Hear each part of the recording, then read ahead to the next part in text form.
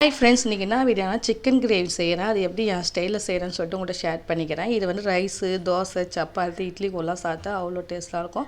ரசம் கூடயும் வச்சு சாப்பிட்டாலும் அவ்வளோ டேஸ்ட்டாக இருக்கும். வாங்க எப்படி போடலாம்னு சொல்லிட்டு அடுப்பில் வந்து கடாயை வச்சுட்டு எண்ணெய் ஊற்றிட்டு பெருஞ்சீரகம், பட்டை, லவங்கம், அன்னாச்சி பூ, ஏலக்காய், பிரிஞ்சி இலை போட்டு நல்லா பொரிஞ்ச உடனே ஒரு 6 வெங்காயம் சின்ன சின்னதாக அரிஞ்சு வச்சுருந்தேன். அதையும் போட்டு நல்லா வதக்கிட்டு 2 பச்சை மிளகாய் கீரி வச்சுருந்தேன். அதையும் போட்டு நல்லா வதக்கிக்கணும். இஞ்சி பூண்டு விழுது வந்து கொஞ்சம் ஜீரகத்தை போட்டு அரைச்சி வச்சுக்கணும். இஞ்சி பூண்டு அந்த 2 டீஸ்பூன் போட்டுட்டு அதையும் நல்லா வதக்கிட்டு தக்காளி அரிஞ்சு வச்சுருந்தேன் பொடி பொடியாக. நான் இன்றைக்கி வந்து 1 கிலோ சிக்கன் சேர்த்தனால கொஞ்சம் நிறையா தக்காளி வெங்காயம் போட்டால் நல்லா டேஸ்ட் கிரேவி நல்லாயிருக்கும்னு சொல்லிட்டு அதையும் தக்காளிலாம் போட்டு நல்லா வதக்கிட்டு நான் வந்து போட்டிஸில் சிக்கன் மசாலா மல்லிகை ஜாமான் வாங்க போகல. நான் சிக்கன் மசாலான்னு சொல்லிட்டு 2 வாங்கினா 1 ஃப்ரீன்னு சொல்லிட்டு ஆஃபர் போடுவாங்க. அது வாங்கின்னு வருவேன்.